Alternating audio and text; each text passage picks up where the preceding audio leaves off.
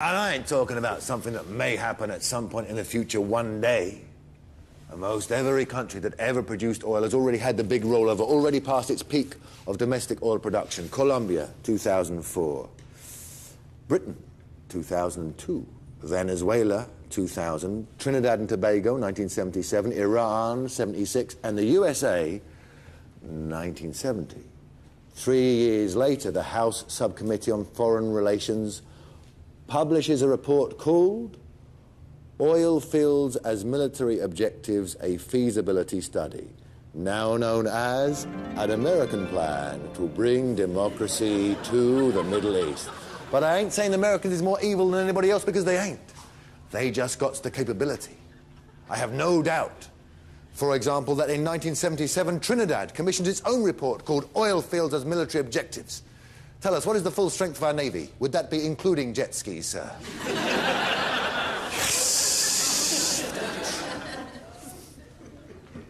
And of course, catch 22 is the very worst fate that could befall humanity and all the other little species is the discovery of huge new reserves of oil beneath the tundra, or the burning into the sky of what's already known about. Because the climate chaos that would unleash would make the mere collapse of industrial society a sideshow bagatelle. Therefore, since we've got to make the switch from oil anyway, why not do it now, while we've got an electricity grid that works 24 hours a day to work by, while we have cash from the energy windfall of the 70s to invest in renewables and in changing the whole shape of everything?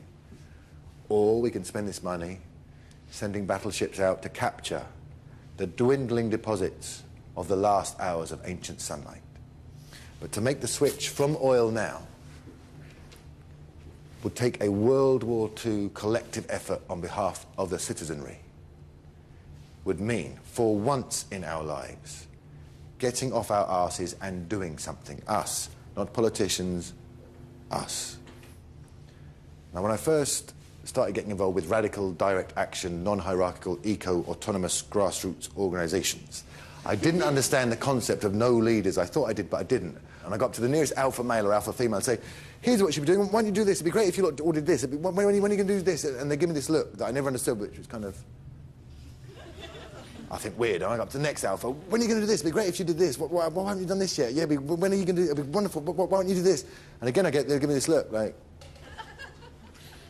And after about a year, the penny dropped, and I finally realised what that look meant, because they won't tell you, because that would be hierarchical, right? So, but I finally realised that what this look meant, was, yes, good idea, why don't you do it yourself? You print the leaflets, I'll distribute them. You call a meeting, I'll attend. You organise an action, we'll come along.